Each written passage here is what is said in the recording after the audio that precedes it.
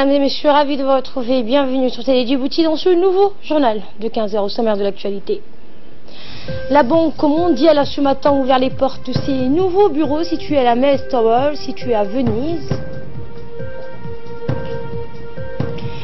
Et le Hamas et le djihad islamique ont tous deux annoncé hier soir qu'un cessez-le-feu avait pu être conclu avec Israël après une nouvelle flambée de violence dans la bande de Gaza. Bonjour et merci de nous accueillir chez vous. La Banque mondiale a ce matin ouvert les portes de ses nouveaux bureaux situés à la Messe Tower, située à la rue de Venise.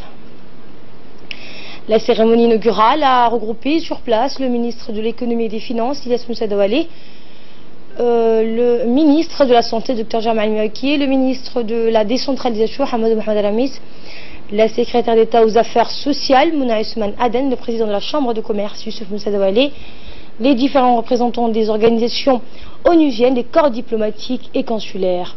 L'équipe locale de la Banque mondiale était aux petits soins pour l'ensemble des invités de marque de la réception et traduit une volonté de la Banque mondiale de se rapprocher des élites et masses djiboutiennes pour mieux répondre aux aspirations communes et développement des unes et des autres. Écoutez le représentant de la Banque mondiale, M. Atousek, qui s'est livré au devoir d'inventaire des grands chantiers d'intérêt national du portefeuille que la maison mère soutient à Djibouti.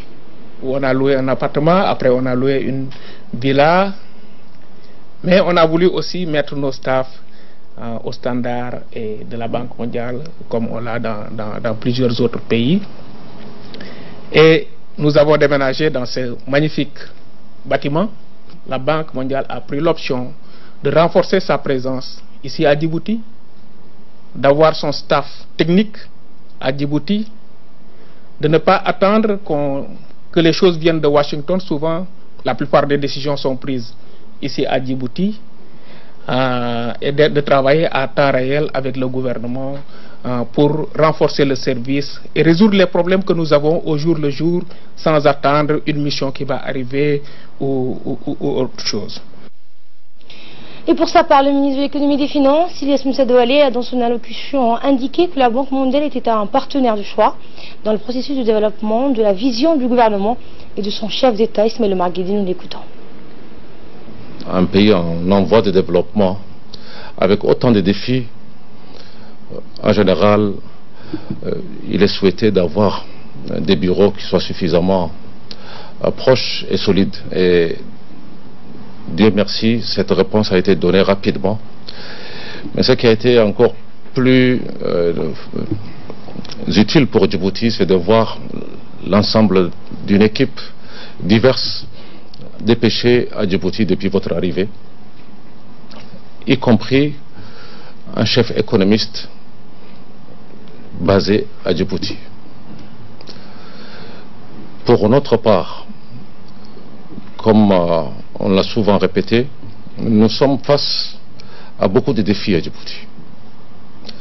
Les défis sont assez nombreux. On sait également les réponses et les solutions, mais naturellement on a besoin des partenaires et bien sûr de la Banque mondiale, mais également des autres partenaires pour faire face à ces défis. Parce que la région, elle est ce qu'elle est, parce qu'au niveau national également, nous avons pas mal de défis.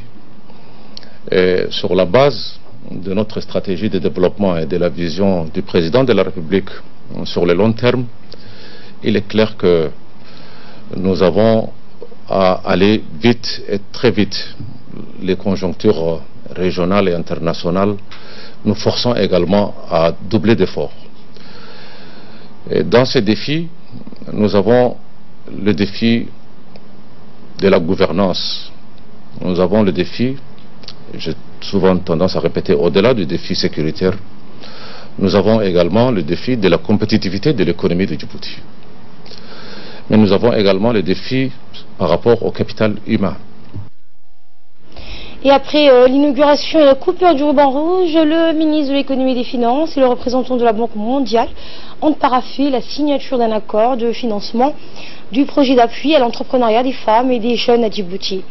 Le projet d'appui à l'entrepreneuriat des femmes et des jeunes va contribuer à aider pousse beaucoup de petites et moyennes entreprises à accéder à des services de développement. Cela va permettre à la création de nouveaux secteurs de croissance et à une diversification de l'économie pour maintenir un taux de croissance et créera forcément donc des emplois. Écoutez le directeur de la Banque mondiale. Et de la richesse et de l'emploi à Djibouti. Donc ce projet aussi a appuie un instrument phare qui est le centre de leadership et d'entrepreneuriat, qui doit être une plateforme, comme je l'ai dit tout tantôt, pour supporter les jeunes, qui va faire de l'incubation, qui va faire des conseils, qui va faire des analyses et qui va accompagner, coacher les jeunes et les femmes qui veulent se lancer dans l'entrepreneuriat. Donc c'était le représentant de la Banque mondiale ici à Djibouti. Et rappelons que ce projet vise à financer des programmes destinés à encourager les femmes et les jeunes à se lancer dans l'entrepreneuriat, à offrir un accompagnement et des formations pour créer une PME ou y travailler afin qu'à proposer des concours de business plan et des subventions ciblées. La signature de cet accord a pour but de mettre à profit le pouvoir de transformation des femmes et des jeunes qui créent leur entreprise, la création de nouvelles opportunités économiques pour ces populations spécifiques qui permettra d'encourager l'innovation, de stimuler la création d'emplois et d'améliorer les conditions de vie de l'ensemble des habitants de Djibouti. Ne pouvait passer que par un secteur privé très dynamique, entreprenant et vivant dans un environnement des affaires qui soit le meilleur. Et ce projet répond exactement à ces soucis en faisant en sorte de développer le futur entrepreneur de Djibouti, qu'elles soient des femmes ou des jeunes qui souhaitent se lancer dans l'entrepreneuriat. Bien sûr, il a fallu développer des instruments institutionnels, réglementaires pour faciliter la vie de l'entreprise en République de Djibouti. Il nous reste beaucoup à faire, mais il nous faut en même temps développer les jeunes vers l'innovation, vers l'entrepreneuriat, vers l'initiative privée, la seule voie du salut, en tout cas pour venir à bout de notre principal souci, c'est-à-dire le chômage des jeunes. Donc pour les propos du ministre des Finances qui a rappelé que cette initiative avait pour principal objectif donc améliorer l'environnement des affaires et de servir à libérer l'extraordinaire potentiel des jeunes pleins de talent. Il faut changer, a-t-il dit, vous l'avez entendu, les mentalités pour créer une nouvelle génération de leaders talentueux et dynamiques. Tout à fait autre chose, la première présidente de la Cour des comptes, Isman Mohamed Ibrahim, a convié les médias du pays à une conférence de presse, c'était aujourd'hui, sur le rapport annuel de la Cour des comptes remis chaque année au président de la République lors d'une cérémonie solennelle. Le rapport annuel de la Cour des comptes est une compilation d'audits menés par les magistrats de la Cour. Voici un premier extrait de cette conférence de presse de la présidente de la Cour des comptes qui s'est en premier penchée sur la gestion des fonds. Comme vous le savez, conformément aux dispositions de la loi numéro 140 du 23 juin 2016, la Cour établit un rapport général annuel qui reprend les principales observations formulées lors des contrôles effectués dans l'année et les mesures préconisées pour remédier aux manquements, anomalies et dysfonctionnements relevés. Je soulignerai le contexte national dans lequel ce rapport public est établi. S'il faut dire que la Cour des comptes, de par son mandat, a l'obligation d'informer le grand public sur le résultat de ses travaux concernant la gestion et l'utilisation des deniers publics. Cette obligation de transparence et de responsabilité consacrée par les textes fondamentaux de la République tire aussi leur impulsion d'une volonté politique forte, d'une vision et d'une stratégie nationale de développement clairement formulée. Je rappellerai précisément la stratégie nationale de développement, connue plus précisément sous l'acronyme que vous connaissez, la vision 2035. Le deuxième thème, qui a été un thème central de notre contrôle de l'année dernière, c'est le contrôle de fonds. Et le portefeuille des projets fonds consacrés à ces structures dites fonds ont été chiffrés à 7 milliards 145 entre 2011 et 2015. Dans le fonctionnement et la gestion de ces projets, la Cour a constaté que d'abord leur création restait atypique au regard du cadre légal et réglementaire de la gestion des finances publiques. Ainsi, la Cour a noté que malgré une volonté politique de mettre en place des moyens efficients pour atteindre des objectifs sociaux, néanmoins, les moyens juridiques et les cadres juridiques utilisés pour mettre en place n'étaient pas tout à fait en phase avec les textes supérieurs de la nation. Et dans un second volet de cette conférence, la présidente de la Cour des comptes nous a fait un compte rendu sur l'observation formulée lors des contrôles effectués dans l'année et les mesures préconisées pour remédier aux manquements et dysfonctionnements relevés. Nous réécoutons la présidente de la Cour des comptes. La présidente, concernant le fonctionnement des fonds, la Cour a remarqué que ce fonctionnement est atypique. Est-ce que vous pouvez être plus précise et c'est atypique par rapport à quoi? Un cadre de gestion atypique pour le fonds. Clairement, ce que nous voulons dire, tout franc de l'État ou de ressources publiques doit être géré et exécuté et doit être sous le regard d'un agent comptable. Ce que nous avons noté dans le cadre des fonds, c'est que d'abord, la plupart du temps, nous avons eu des difficultés à identifier les personnes ou les comptables et ceux qui sont responsables effectivement de la gestion de ces deniers publics. Et je peux affirmer qu'à l'issue de la remise de ce rapport, le rapport de l'année 2018 au chef de l'État, le président de la République a été très attentif à nos recommandations et à nos observations. Et on a bon espoir que très prochainement des actions seront prises pour prendre pleinement en charge les recommandations de la Cour des comptes. Donc pour cette conférence de presse, je vous emmène à Arta cette fois où l'ambassadeur des États-Unis d'Amérique à Djibouti, Larry André, a procédé jeudi sa première visite de courtoisie dans la région. Le diplomate américain était accompagné par son attaché politique, M. Chouma Nouaoulizi. Il a été accueilli à la préfecture de la ville d'Arta par le préfet de la région, Abdoulaye Dalaki, et son premier adjoint, M. Fouzi. L'entretien a porté sur des questions d'ordre général et les voies et moyens d'approfondir les liens de contact. Le préfet d'Arta a souligné la protection de l'environnement, notamment dans la zone de la plage d'Arta où des aires marines protégées sont identifiées.